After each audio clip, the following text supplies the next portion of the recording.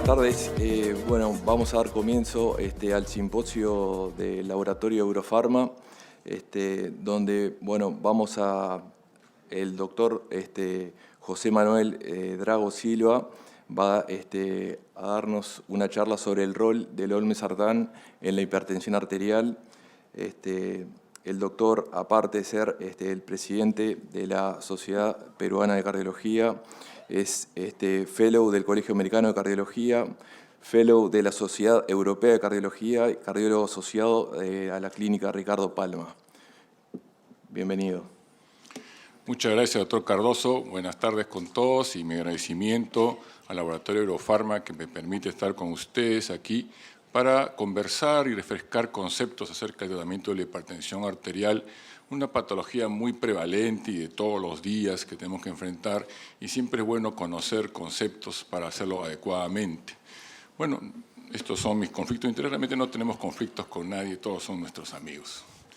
Entonces vamos a tratar esta agenda sobre la hipertensión, el rol de los agentes que bloquean el receptor de angiotensina 2 y con énfasis en olmesartán, y luego vamos a terminar con un caso clínico que nos va a ilustrar un poco cómo es que se plasman estos conceptos en situaciones de la vida real. La hipertensión arterial es el factor de riesgo cardiovascular más importante. Aquí tenemos algunos datos de la Organización Mundial de la Salud, donde vemos que Latinoamérica está algo incluso por encima de países desarrollados como Canadá y los Estados Unidos. Aquí está Uruguay, como ustedes ven, con una prevalencia muy importante de hipertensión, y el Perú también. Entonces, la hipertensión es muy importante en nuestra región, que duda cabe. En el Perú tenemos algunos datos de estudios que hemos hecho a nivel de campo. Hemos hecho 2 encuestas donde incluso hemos medido la presión, 500 personas por localidades, hablamos de cerca de 14.000 personas que fueron encuestadas en el año 2006 y 2011. Lamentablemente íbamos a empezar una en el 2020 y hasta ahora no podemos hacerla por problema de la pandemia. Pero lo interesante de esto es que con la clasificación del momento había una gran cantidad de sujetos que eran prehipertensos, que es como se denominaba en esa época a la presión normal alta, y que para los americanos ya es hipertenso actualmente. Y vean cómo la proporción de hipertensos va creciendo, ¿no? Entonces es de esperarse que en estas épocas tengamos un buen porcentaje de hipertensos. Se decía que 1 de cada 4 peruanos adultos es hipertenso, entonces estamos hablando de millones de personas, ¿no?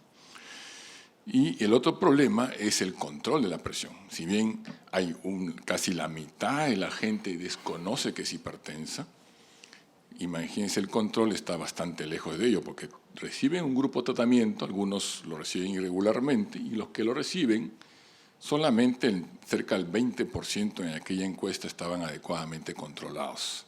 Entonces, esto nos hace pensar en las consecuencias que trae la hipertensión como principal factor de riesgo.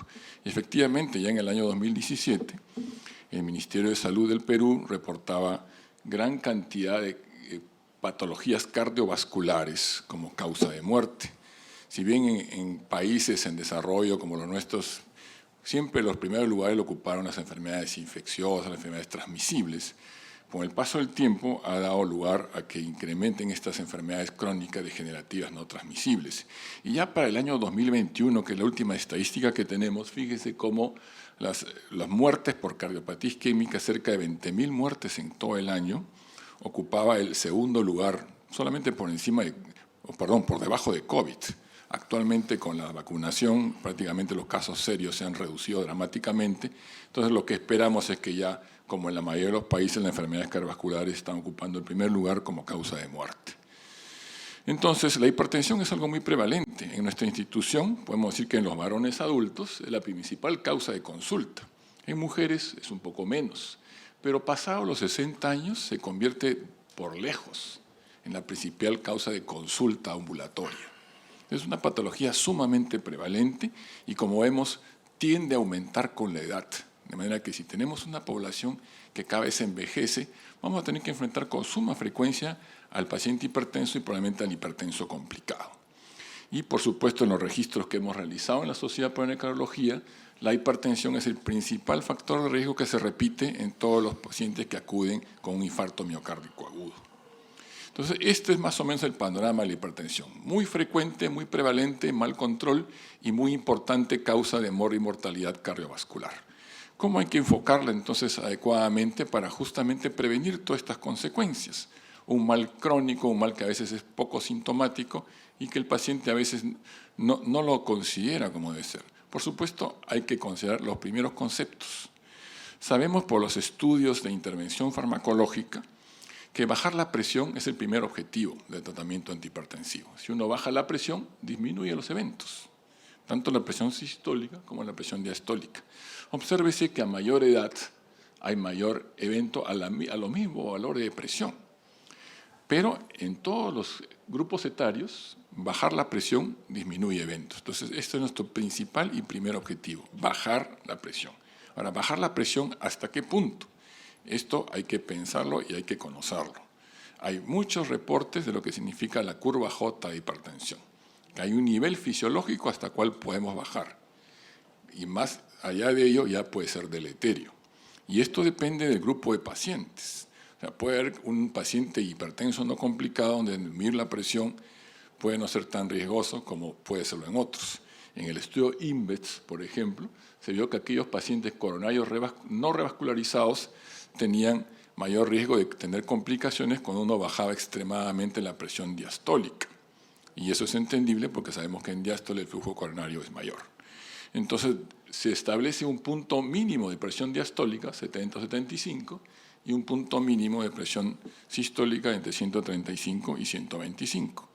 Esto no es solamente para los coronarios, esta curva J. Esta es otra publicación posterior donde analizan por edades y vemos que en el adulto mayor, 70, 80 años, es más importante la sistólica. Y eso es importante porque en el adulto mayor ya tiene mayor rigidez vascular. Entonces la presión sistólica es muy importante para mantener una buena perfusión. Y de hecho estos pacientes tienen una hipertensión a predominio sistólico. Es muy común encontrar en el adulto mayor hipertensión sistólica aislada. Entonces, con cautela en los grupos de adultos mayores y especialmente en los grupos dependientes, que es lo que podemos conversarlo más adelante. No solamente para eventos vasculares, sino para eventos renales. Aquí, fíjese, varias cortes que se han analizado y establecen que para no deteriorar la función renal, la presión debe estar entre 130 y 40 la sistólica y entre 60 y 80 la diastólica. Entonces, esta curva J de tratamiento de la presión se repite en una serie de estudios y uno de los últimos que fue publicado y analizado por la Sociedad Europea es el estudio On Target y Trascend. Igualmente encontramos estos mismos niveles, estos mismos umbrales de tratamiento de presión hacia los cuales debemos alcanzar y no sobrepasar para no dañar al paciente, porque hay reducción de la perfusión de órganos, hay una sobredosis que puede llevar a una serie de complicaciones de ortostatismo, síncopes, sobre todo en adultos mayor, las caídas y las fracturas consecuentes. Entonces, bajar la presión sí, pero bajar la presión a niveles fisiológicos en que el paciente, según el tipo de paciente, pueda funcionar adecuadamente. Ese es el primer precepto del tratamiento de la hipertensión. Ahora, ¿cómo enfrentamos a la hipertensión?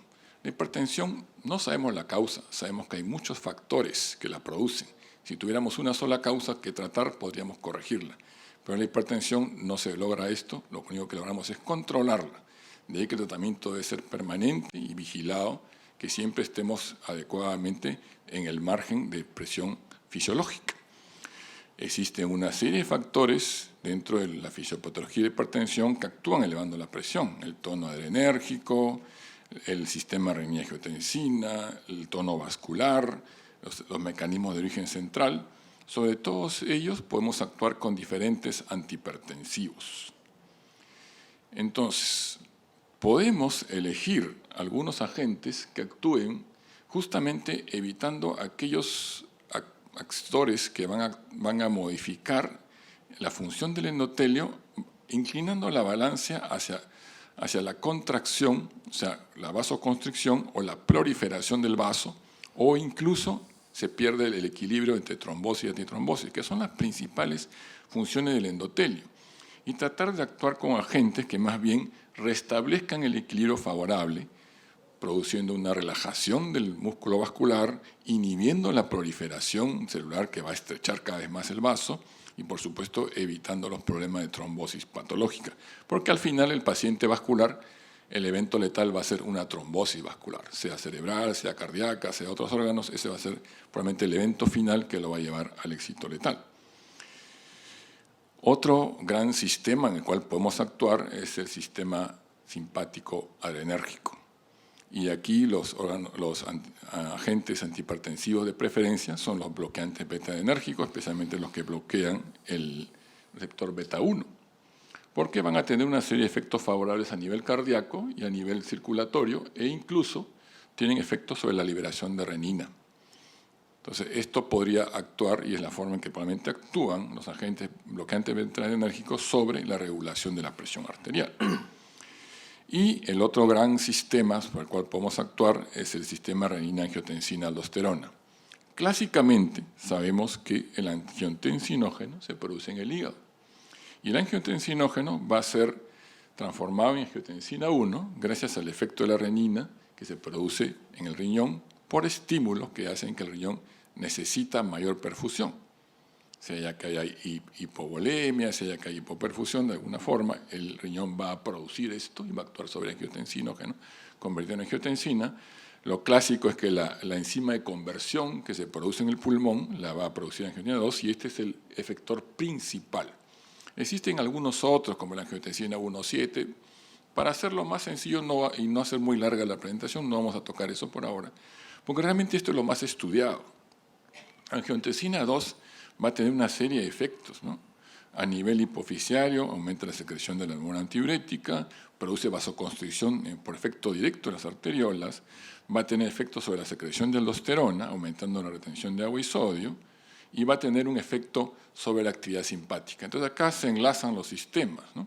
El sistema simpático adrenérgico y el sistema de angiotensina se enlazan.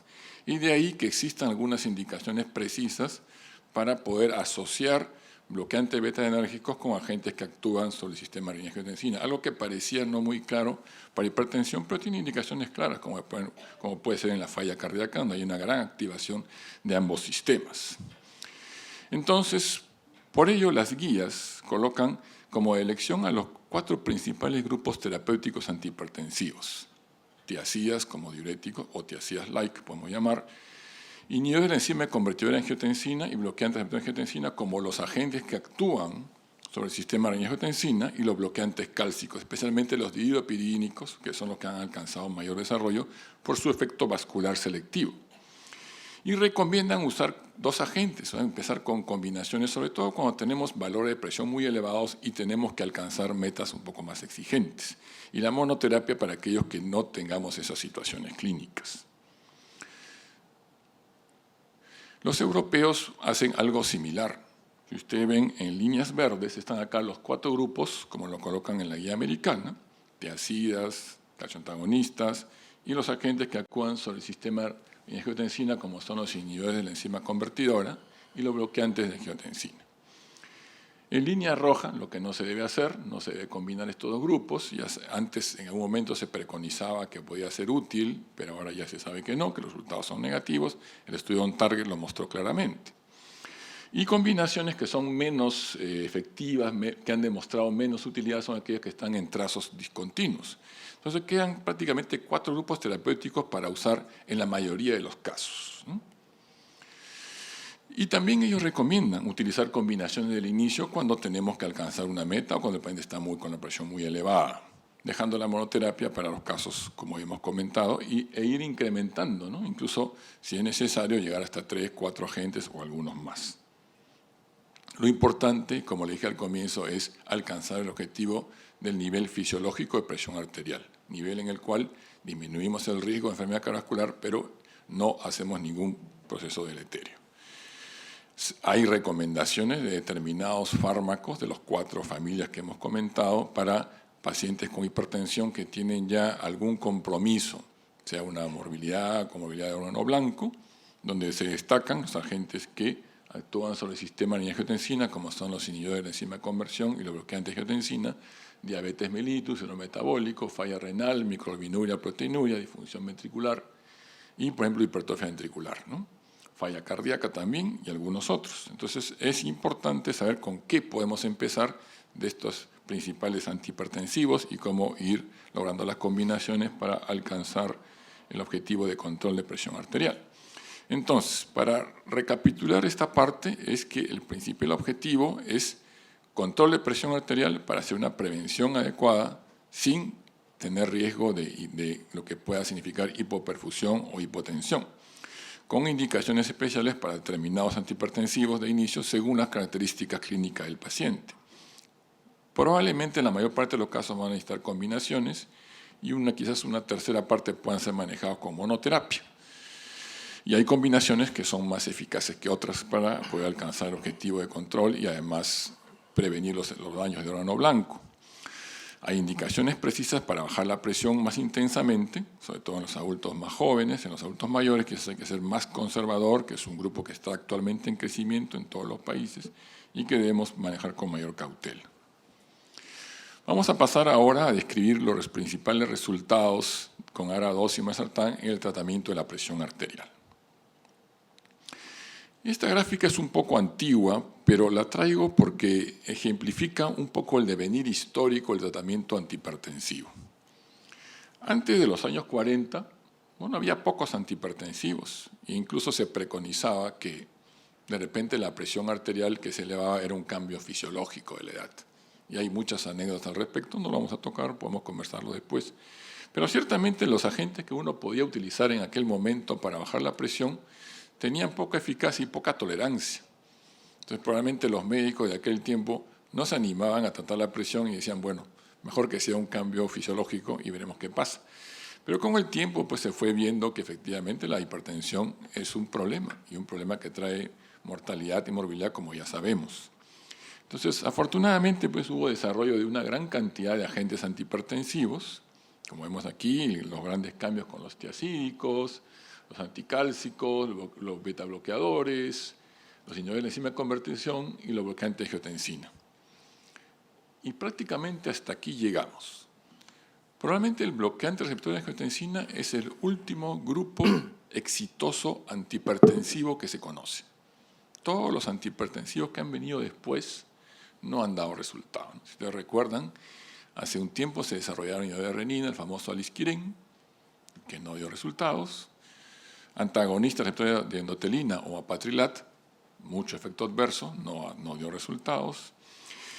Inhibidores combinados del sistema de energía de angiotensina y nepelicina, orientado a falla cardíaca y solamente hay uno, ¿no?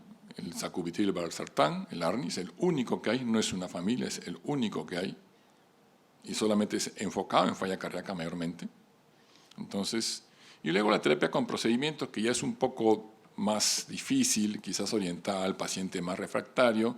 La denervación renal está dando resultados últimamente, pero bien claro, esto está orientado al paciente refractario a terapia farmacológica. Entonces, históricamente, los bloqueantes de angiotensina son el último grupo antihipertensivo exitoso que tenemos. Entonces, de ahí la importancia de conocer cómo manejar a estos pacientes, cómo manejar estos medicamentos y cómo emplearlos adecuadamente en nuestros pacientes y cómo beneficiarlos ciertamente.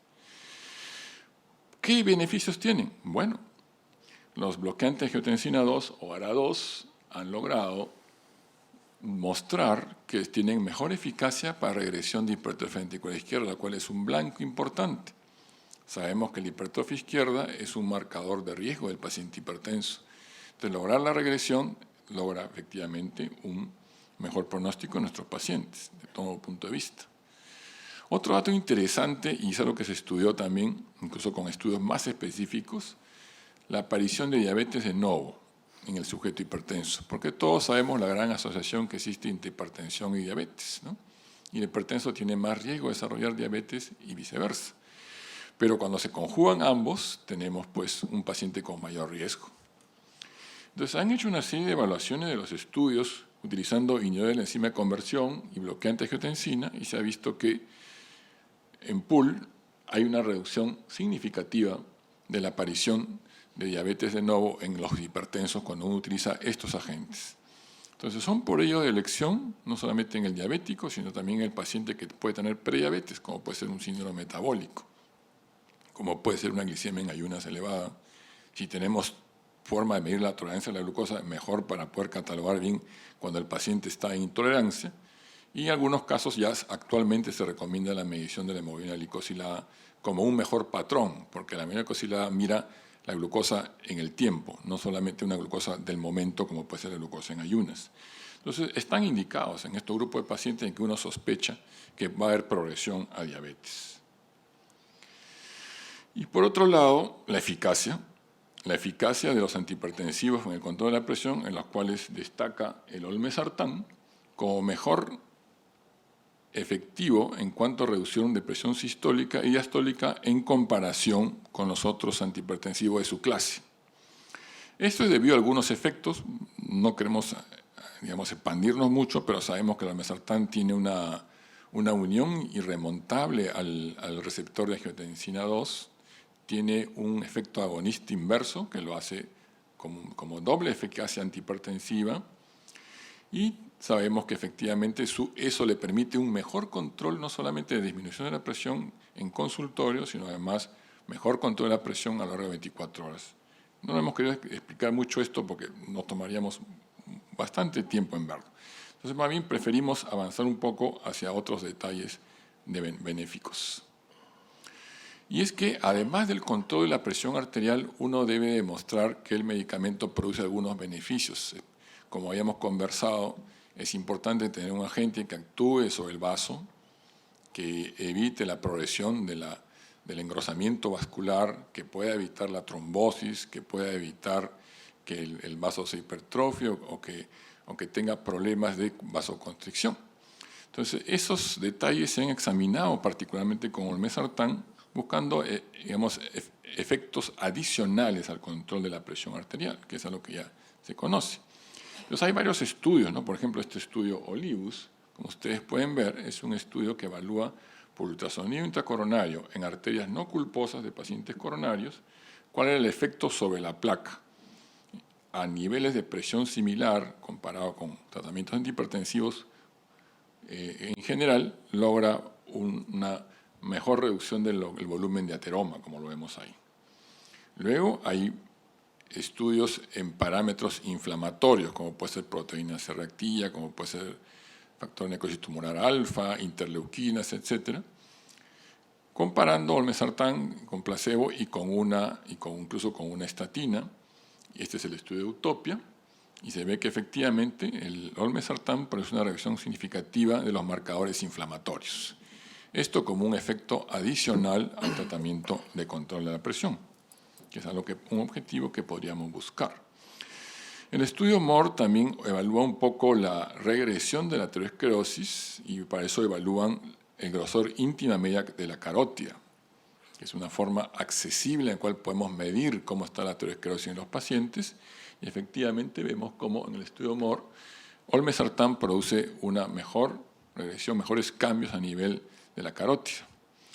El estudio BIOS es más bien otro estudio interesante, es similar a un estudio antiguo que se hizo con algunos señores de la ECA, que es la biopsia de las arterias glúteas, donde ahí lo que se hace es, con una biopsia de la arteria, se hace un preparado y se ve cuál es la reactividad vascular de la arteria. En resumen, el olmesartán produce cambios favorables en la reactividad de las arterias de la biopsia de glúteo, de la grasa glútea. El estudio Olivus se hizo una extensión para ver qué pasaba con la albuminuria, que es también un marcador importante, porque la albuminuria indica que hay un daño renal que está empezando y que va a progresar y que es una expresión de la función endotelial. Hay un aumento de la permeabilidad exagerada y eso indica que el endotelio ya está enfermo. Y es un buen marcador de enfermedad cardiovascular a futuro. Y olmesartán demuestra disminuir la microalbuminuria. Entonces, con eso se inicia el estudio Roadmap, que es un estudio un poco a mayor plazo para evaluar sobre microalbuminuria en cuanto a qué pacientes desarrollan la microalbuminuria, no aquellos que ya la tienen, sino que la desarrollan. Y entonces, lo que se observó inicialmente es que efectivamente dando olmesartán en pacientes que no tenían microalbuminuria desarrollaban menos que los que no lo recibían. Y en la presentación inicial hubo algunos inconvenientes, hubo unos 15 fallecidos, no un número muy grande, pero que llamó la atención que ocurriera esto en el grupo de tratamiento. Entonces, por ello se hizo un seguimiento a mayor plazo, ya no solamente a los 4 años, sino se hizo una extensión del estudio ya a mayor tiempo, alcanzándose el más tiempo de evolución, y entonces se vio que a mayor plazo de seguimiento, aquellos pacientes que se habían beneficiado del tratamiento con olmesartán finalmente terminaban teniendo menos eventos que los que estaban en el grupo control. Entonces, en el seguimiento a mayor plazo, olmesartán mostró que efectivamente disminuía eventos como eventos cerebrovasculares u hospitalización por falla cardíaca, comparado con aquellos pacientes que no lo habían recibido en el estudio Roadmap, con lo cual se mantuvo entonces lo que se quería conseguir, el objetivo de preservar mejor los pacientes. Entonces, podemos dar algunas conclusiones de lo que significan ARA2 en hipertensión. Primero, por lo que hemos conversado, el sistema de angiotensina-aldosterona es uno de los sistemas muy importantes en la homeostasis cardiovascular y, por supuesto, en el desarrollo de hipertensión. Y es uno de los blancos principales sobre los cuales podemos actuar cuando tratamos la presión arterial.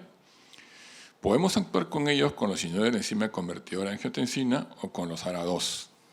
Los ARA2 han mostrado tener efecto de protección cardíaca en pacientes que tienen falla, que tienen hipertensión, postinfarto y también desórdenes cerebrovasculares. También van a producir regresión de la enfermedad renal o incluso disminuir la progresión y la aparición de diabetes mellitus de novo, como hemos mostrado en nuestras diapositivas previos. Tiene por consiguiente demostrado, y eso lo tiene olmesartán claramente, efectos benéficos en la estructura vascular, retrasando el desarrollo de aterosclerosis. Entonces, todos estos efectos adicionales, además del adecuado control de la presión, y algo que queremos destacar es la tolerabilidad. Son los agentes antihipertensivos con mejor tolerancia. Si uno evalúa reportes de qué medicamento es menos rechazado por los pacientes, los ARA2 están entre los más aceptados, porque tienen muy pocos eventos adversos que el paciente pueda destacar. No hay la tos de Nivereca, no hay el edema del cacho antagonista, no hay los problemas del potasio y los calambres del diurético tiazídico. Son agentes muy bien tolerados y que, con todos sus efectos benéficos, por eso constituyen actualmente una de las primeras líneas en que nosotros, los cardiólogos, empleamos en el tratamiento de la hipertensión arterial. Ahora quiero dejar paso para el doctor Cardoso, que va a presentar el caso clínico que le hemos traído. Bueno, a propósito del tema, tenemos este caso clínico para compartir. Es un varón de 55 años, con historia de cefalea, presión arterial elevada, tenía un tratamiento irregular, hipertenso desde los 30 años, diabetes mellitus no insulino requiriente AC12, dislipemia sin tratamiento, hiperuricemia y psoriasis. Pesaba 83 kilos, una talla 1,70, índice de masa corporal de 28,7, frecuencia cardíaca de 78 ciclos por minuto y una presión arterial de 160/100. Al examen físico cardiovascular no había nada a destacar. Del electro, hipertrofia ventricular izquierda. El ecocardio también mostraba una hipertrofia, una FEBI conservada. Y del laboratorio presentaba una azodemia de 7,5, CREA de 2,56, glicemia de 117, hemoglobina glicosilada 6,9, la microalbuminuria de 300, colesterol total 205, HDL 45, LDL 96, triglicéridos 333 y un clearance de CREA de 38 mililitros por minuto. Y bueno, las preguntas es cuál es el riesgo cardiovascular del paciente y cuál es el esquema de tratamiento más adecuado. Trasladamos las preguntas al panel, de repente quieren opinar las doctoras.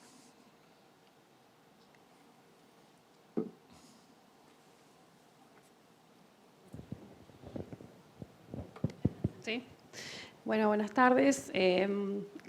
lo felicito por la presentación y por ese repaso fisiopatológico de la hipertensión, que siempre está bueno recalcarnos de dónde sale y hacia dónde tenemos que ir. Y yendo al caso, me parece que es un paciente de alto riesgo cardiovascular, que es un hipertenso severo, un diabético, tiene además una enfermedad renal crónica ya establecida en un estadio por lo menos 3B, tiene microalbuminuria como un elemento de altísimo riesgo, tiene también remodelado ventricular, tiene una hipertrofia, entonces es un paciente de muy alto riesgo y tenemos que actuar rápido. ¿Cuál sería el esquema de tratamiento más adecuado, doctora? A ver.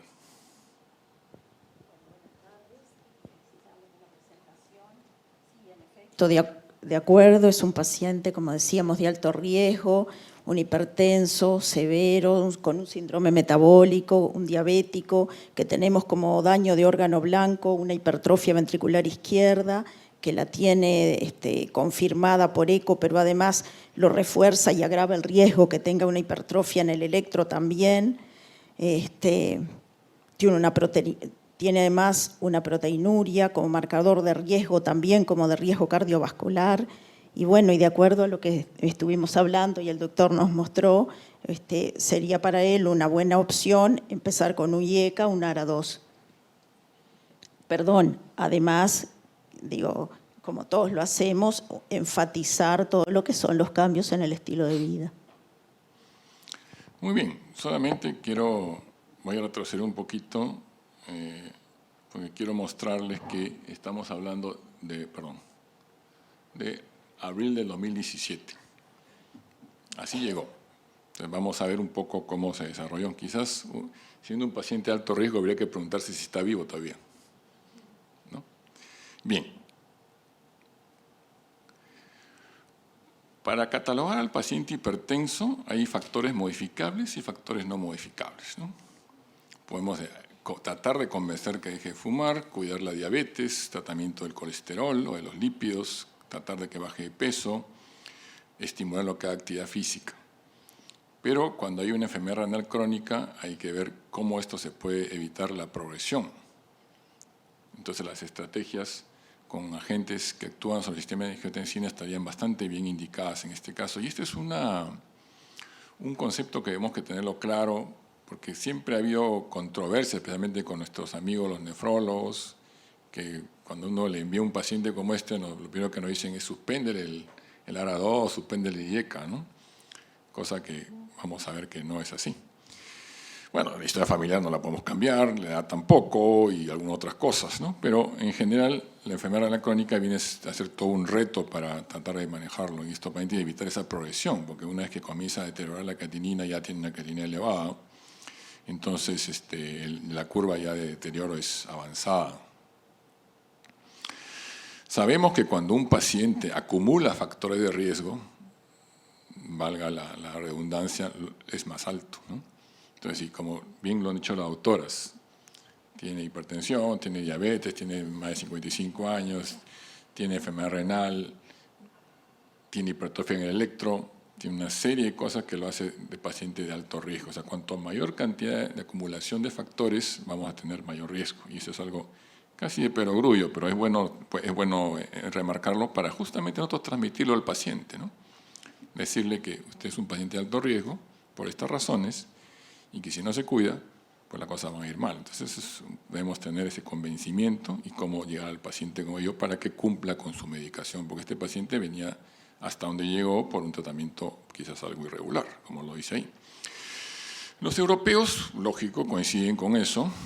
Cuando hay una elevación marcada en un factor de riesgo, como en este caso tenía hipertensión en grado ya grado 2, la mayoría de diabéticos, sobre todo tienen más de 10 años, cuando hay hipertrofia y IRC moderada, bueno, tiene todas las características del paciente de alto riesgo. ¿Podría ser de muy alto riesgo? Esa sería una pregunta que podríamos hacernos. Quizás para el cardiólogo no, porque no tiene IRC severa, o sea, no está por debajo de 30, no tiene un compromiso cardiovascular establecido, o sea, no ha tenido un infarto, no ha tenido un ACV, ni tampoco, como ahora se considera que uno puede tener una enfermedad cardiovascular no necesariamente clínica, sino documentada en imágenes. O sea, yo le encuentro calcio coronario o le encuentro una placa carotidia importante, entonces ya eso es evidencia de enfermedad cardiovascular indudable, ¿no? Entonces eso lo colocaría en un grado de muy alto riesgo probablemente. Pero bueno, podemos dejarlo a eso y pensar que es un sujeto de alto riesgo y como cual hay que enfrentar, ¿no? Hay que enfrentar. Y por los valores de presión, también la Sociedad Europea nos lo colocan, pues, está en riesgo alto, ¿no? Está por aquí. Y de hecho, tratamiento indudable farmacológico, ¿no? No hay mucho que pensar. Y eso sí, ¿con qué empezamos? La Sociedad Europea lo dice claramente. Agentes que actúan en el sistema de angiotensina de elección para el sujeto diabético, hipertenso y con albuminuria. Titularse hasta la máxima dosis tolerada, por supuesto, si el paciente no controla, habrá que adicionar medicación para lograr el control adecuado de la presión, que es nuestro principal objetivo. Aparecen ya otros agentes que, bueno, no es de nuestro campo en este momento hablar, podemos hablar en otro momento, que sí están demostrando resultados favorables en este grupo de pacientes con daño renal, hipertensos o simplemente con daño renal. Y por supuesto, no combinarlos, eso es lo que también tenemos que tener ese mensaje claro. Evidencias que nos digan por qué debemos mantenerlo, porque existe todavía esa idea de que puedan dañar. La última evidencia, publicada el año pasado en New England, es este estudio, es un estudio británico, conocido como Stop ACE. ¿Cuál es la idea? Pacientes que venían siendo tratados con agentes que bloqueaban el sistema de angiotensina, a un grupo les retiraron y a otro grupo los continuaron y vieron la evolución. Y vieron que es exactamente igual. La evolución a terapia de reemplazo, o sea, diálisis o deterioro de la función renal es exactamente igual. O sea, mantener el paciente en el tratamiento no deteriora la función renal, que es el concepto que pueden tener algunos. Entonces, esto ya queda totalmente descartado. E incluso más allá, y esta es una publicación muy reciente del grupo del doctor Ruy López en Europa, que nos dice que cuando nosotros llegamos aquí, como está nuestro paciente con una albuminuria de 300, ya estamos un poco tarde ya. La idea es intervenir aquí, como fue en el Roadman, por ejemplo, para evitar que esa progresión. Y que puede haber otros agentes, puede ser que haya otros agentes que podamos intervenir aquí, que es lo que le conocen como la zona ciega. Cuando no detectamos a este paciente, no detectamos al paciente que está evolucionando hacia un daño renal inicial. Entonces, podemos estimular la intervención aquí con agentes que han probado eficacia en cuanto a disminuir el deterioro renal. Bueno, volviendo a nuestro caso, acá le muestro un mapa ya del año 22, todavía estaba vivo hasta el año 22, después de 5 años. Fíjense el comportamiento de la presión diurna y nocturna, ¿no? O sea, lo característico de los pacientes non-diper, paciente diabético, paciente con falla renal, por supuesto los que tienen apnea de sueño también, habría que preguntarle si es que roncaba mucho en la noche, pero tenía pues efectivamente su patrón non-diper y hay que ajustar ahí sí hay que usar un poco la cronoterapia, ¿no? Algunos agentes en el día, otros agentes en la noche, para lograr un mejor control. ¿Y el paciente qué estaba recibiendo? ARA2, como todos lo dijimos, diurético, calcio antagonista, beta-bloqueadora, lopurinol, y por ser renal, la combinación de ezetimiba con una estatina, como lo demostraron algunos estudios. Para no tener que llegar a las estatinas a dosis altas en el paciente renal, podemos tener más eventos adversos. Cursaba asintomático, feliz, con control de carga de glucosa, eso lo dedicamos al endocrinólogo, que le dé todos sus tratamientos. Son actividades normales, un sujeto que está en edad productiva y seguía produciendo. Entonces, estábamos yendo bien, hasta el año 22. Y hace poco, hace 2 meses, hubo un episodio de hipotensión importante, y es un paciente tan hipertenso, posterior a un cuadro diarreico, en el cual perdió un poco de peso, lógico, hubo deshidratación aparentemente, ¿no? Todo esto lo tuvimos que ver por teleconsulta, es algo que a raíz de la pandemia se ha quedado entre nosotros. ¿Y qué se le indica? Como está hipotenso, suspende todo y vamos a ver qué pasa. Entonces se vio la evolución de la presión Y le pedimos un análisis, ¿no? Porque dijimos, caramba, si está hipotenso y es un paciente con falla renal, de repente está haciendo ya una descompensación de la falla renal crónica.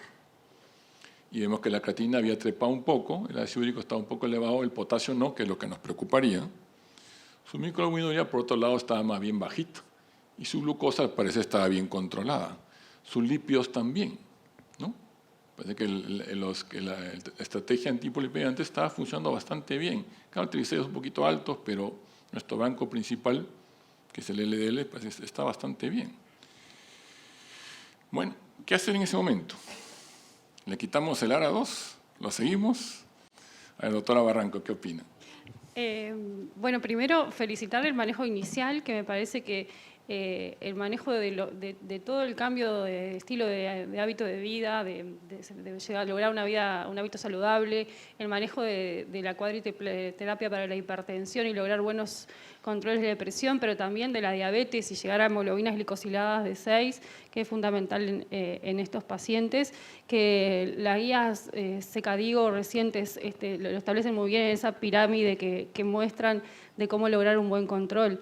Y sí, estas cosas pasan, que los pacientes pueden tener intercurrencias, como un cuadro de diarreas que determina un aumento de la insuficiencia renal y que además se deshidratan en esa situación y nos obliga a suspender fármacos, porque como usted bien mostró, la hipotensión también es deleteria y además mantener estos fármacos con esos valores de aumento de creatinina también es deleterio, así que en este momento yo suspendería los fármacos y vería cómo va respondiendo, lo hidrataría, evaluaría cuán deshidratado está y luego de eso volver a tratar de reinstalarlos lentamente de acuerdo a la tolerabilidad de la presión y de la función renal. Doctora Cruz, ¿los mismos fármacos o alguno prescindiría de ellos? No, mire, a destacar que me parece importante que si bien la creatinina tuvo un ascenso, nos mantenemos con una microalbuminuria de 78, lo cual en realidad me parece que es fundamental, ya que empezamos con un paciente que tenía una macroalbuminuria, y bueno, y el paciente está en esos valores. Por otro lado, pensando, como le comentaba en algún momento, que muchas veces estos pacientes a nosotros nos ingresan ya en otras circunstancias, que el potasio está en 4,4, por lo cual, de acuerdo en hidratar el paciente y probablemente ir reinstalando la medicación, titular dosis, capaz que empezamos al inicio con su ARA2 y vamos viendo, importante ver la respuesta diurética que tenga el paciente. Y bueno, en líneas generales eso, los controles de presión seriados y fundamental mantenernos en la teleconsulta. Doctor Cardoso, ¿alguna opinión adicional, un comentario adicional en este momento? No, comparto con lo que comentaron acá las colegas. Principalmente, bueno, cuando si un paciente se presenta así en la consulta con estas cifras de presión, creo que lo más conveniente es suspender por los daños deleterios que mencionaba. Nada más. Sí, y hay temores, ¿no? Porque, digamos, si uno en ese momento, a veces el paciente lo está manejando en forma virtual, por ahí llega la emergencia y lo ven otros colegas de otras especialidades, puede ser un emergencista, un internista que esté de turno en la guardia, de repente dicen, no, esto es un problema medicamentoso. Entonces ahí hay que tener un poco de cuidado, tratar de ver que los conceptos estén claros, ¿no? Como los tenemos nosotros los cardiólogos. Entonces, bueno, efectivamente así se hizo, se suspendió todo, se empezó a observar la presión y se empezó a reiniciar conforme tenía todo eso gradualmente hasta tener los valores de... Y esperamos un mes para hacerle una evaluación renal, ¿no? Porque esto son cosas dinámicas, ¿no? Yo creo que al hacerlo el segundo o tercer día creo que todavía puede tener dudas. Esperamos un mes, igual que esto fue en febrero, entonces ahora en marzo le hicimos esta evaluación un poco más completa de la función renal y entonces fíjese con un volumen urinario de casi 3 litros, bastante bueno como para no dudar de una depuración ya no estimada, sino en base al estudio de los cálculos, y la depuración con corrección corporal está por encima de 40, ¿no? Y la albuminuria igual seguía siendo baja, ¿no? Entonces, no sé si tienen algún otro comentario, doctora. Bueno, ahora ya no estamos en el 2017, hay evidencia nueva de nuevos fármacos que también nos permiten mejorar el pronóstico de nuestros pacientes. Hoy justamente estuvimos más temprano charlando con nefrólogos que nos estuvieron apoyando también en estas nuevas drogas como los ISGLT2, que son fundamentales en un paciente diabético, que también nos va a mejorar su riesgo de desarrollo de insuficiencia cardíaca y de enfermedad cardiovascular establecida. Y creo que una vez ya compensado el paciente y con estos valores de insuficiencia renal, de albuminuria, sin duda vienen a ayudarnos mucho en disminuir el riesgo cardiovascular y renal, ¿no? Y que evolucione hacia una insuficiencia renal severa y termine en diálisis. ¿Un comentario? Sí, comentar que estos fármacos, los inhibidores GLT2, que contamos ampliamente con ellos y nos facilitan que podemos manejarlos hasta valores de filtrado glomerular muy bajos. Algunos estiman entre 20 y 25, y de acuerdo al estudio, al Emperor Reduce y Preserve, nos mostraba que disminuye muerte cardiovascular y además disminuyen ingresos por descompensación. Ciertamente los endocrinólogos lo ponen en ISGLT2, yo creo que son agentes que definitivamente para el control de glucosa no solamente lo logran, sino además tienen un plus de disminuir el riesgo cardiovascular. Quizá por primera vez un agente tan definidamente como este grupo terapéutico logra disminuir la progresión a falla cardíaca, la progresión de los eventos cardiovasculares en pacientes con enfermedad cardiovascular previa y los que ya tienen. Entonces, de hecho, está en ello, pero aquí quizás, y algo que quiero preguntarle, ya que ustedes creo que lo han estado recibiendo un poco de esto, es la aparición de este grupo de los antagonistas receptor mineralocorticoide que aparecen después de la espironolactona.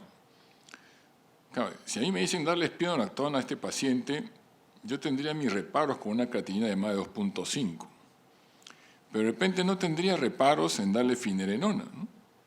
Porque está los estudios Fígaro, Fidelio. Vete si nos pueden dar un comentario sobre eso, si este paciente sería un buen candidato para recibir finerenona. Bueno, yo creo que sí, en base a los estudios nuevos y que han tenido tan buen resultado con la finerenona en cuanto a la prevención de desarrollo incluso de insuficiencia cardíaca y de mortalidad. Creo que también es un paciente para ir despacio, no vamos a poner todo junto. La guía CKDIGO, vuelvo a resaltarla porque está muy bien la escala, cómo tenemos que ir agregando los fármacos escalonadamente y controlando la función renal, que creo que es importante de no tomar decisiones bruscas y todas juntas, porque ahí sí pueden deteriorar mucho más la función renal. Vamos a tener un deterioro de la función renal cuando agreguemos ISGLT2, cuando agreguemos finerenona, pero eso es pasajero y ya nos demostraron hoy las charlas que son beneficiosas a largo plazo y justamente son los pacientes que más se benefician a largo plazo en cuanto a la reducción de eventos cardiovasculares. Entonces me parece que sí hay que ponerlo, la evidencia lo muestra, la guía ya lo ampara y lo estaba mencionando y lo pone dentro de la estratificación escalonada del inicio de fármacos en pacientes diabéticos e hipertensos que tienen enfermedad renal. Doctor Cardoso, ¿y qué hacemos con la polifarmacia?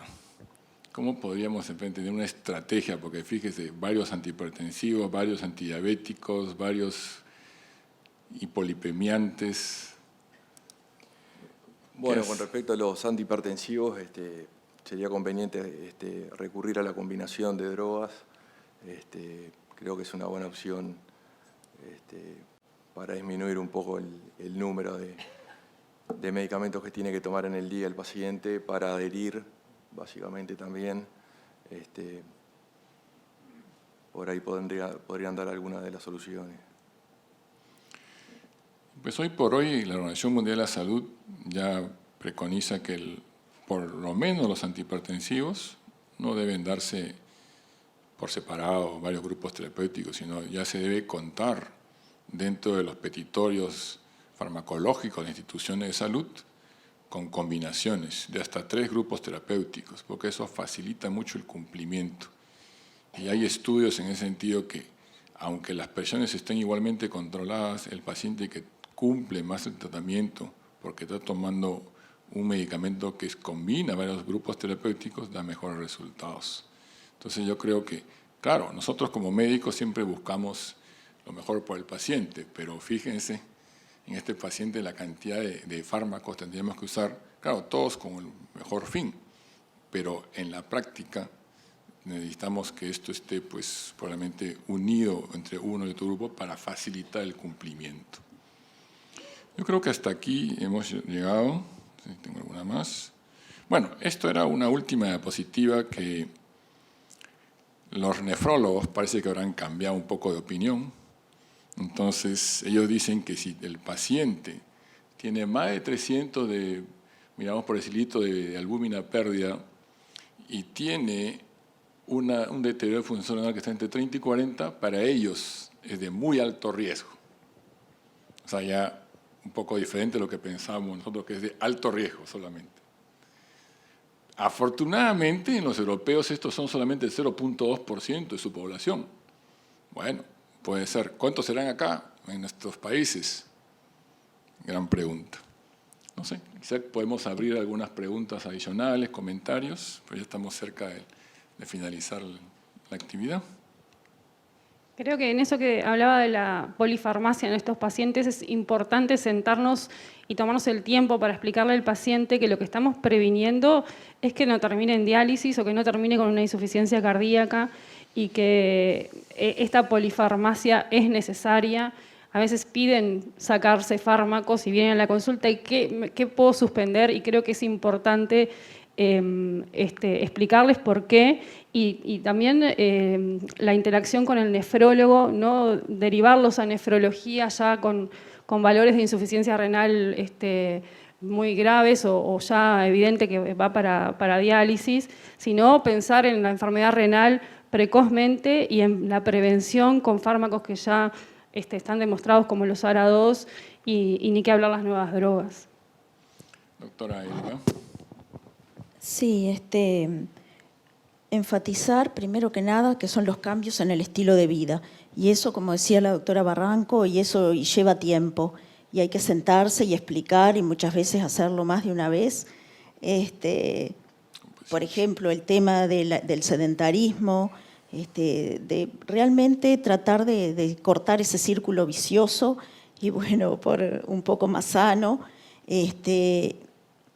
También hablar mucho, porque digo, tenemos varios problemas y es muchas veces el costo de la polifarmacia, es que algún efecto colateral muchas veces da, entonces explicarlo, tener buen vínculo, de que el paciente llegue, nos plantee qué dudas tiene, de forma tal que ese paciente se vaya lo más educado posible, entendiéndose por educado, que es cuando uno realmente logra cambiar un poco la conducta, no solo pasar información y listo. En este paciente, alguna consideración especial, tal vez los fármacos de los que se pueden dar una sola vez al día, darlos en un horario y por ahí reforzar en la noche, teniendo en cuenta el resultado del mapa. Estoy conforme, o me parece, con las cifras con el LDL, que se partió de volviendo a que, no olvidándome que es un paciente de alto riesgo y se plantea, se inicia con un LDL de 96 y creo que después andaba alrededor de 50. Evitar nefrotóxicos, porque muchas veces ya con más de 50 les duele algo o algo de eso, y muchas veces los pacientes consumen AINES. Bueno. Sí, que son en suma pacientes que son para tratamiento multidisciplinario, porque vamos a tener que hablar con el diabetólogo, que hablar con el nefrólogo, algo de eso. Palabras finales. Bueno, sí, sin duda hay que insistir con el cambio de hábitos saludables. Yo en mi práctica siempre insisto en que es lo que tiene mayor impacto sobre, bueno, en este caso las cifras de presión, pero en general sobre todo lo que es la salud, porque empezar por la alimentación saludable, el no sedentarismo, y bueno, por supuesto, como hablábamos hoy, en el caso de los antihipertensivos, utilizar drogas combinadas, tomas diarias, y bueno, creo que por ahí van. Solamente para expresar mi agradecimiento profundo a la Sociedad Uruguaya de Cardiología, que me ha permitido estar con ustedes en este espacio, donde todos hemos podido revisar conceptos importantes de la hipertensión. Agradecer al Laboratorio Eurofarma por el auspicio para poder estar aquí con ustedes. Ha sido una tarde muy agradable, un agradecimiento especial al panel que me han acompañado. Y bueno, esperamos poder vernos en una próxima oportunidad. Muchas gracias por su atención.